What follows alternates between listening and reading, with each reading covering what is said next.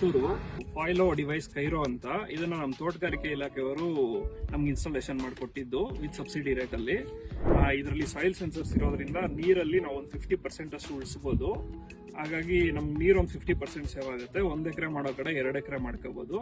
ನಮ್ದು pesticides sprays ಏನಾಗುತ್ತೆ, fungicides pesticide spray ಯಾವಾಗ್ಲೂ ಒಂದು 3 ಸ್ಪ್ರೇಗೆ 1 ಸ್ಪ್ರೇ ಉಳಿಸ್ಕೋಬಹುದು.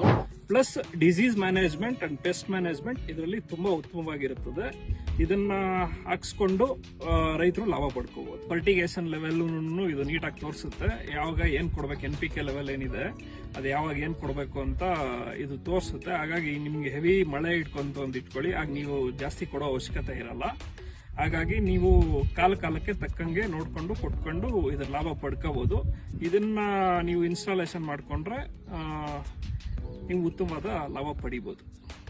ದಾಳಿಂಬೆ ಎಲ್ಲ ತುಂಬಾ ಕಷ್ಟ ಬೆಳೆಯೋದು ಅಂತಾರೆ, ಬಟ್ ಒಂದ್ಸಲಿ ಅದ್ರಲ್ಲಿ ಇನ್ವೆಸ್ಟ್ಮೆಂಟ್ ಬೆಳೆದ್ರೆ ದಾಳಿಂಬೆನೆ ನಮ್ಗೆ ಕಲ್ಪವೃಕ್ಷ ಇದ್ದಂಗೆ.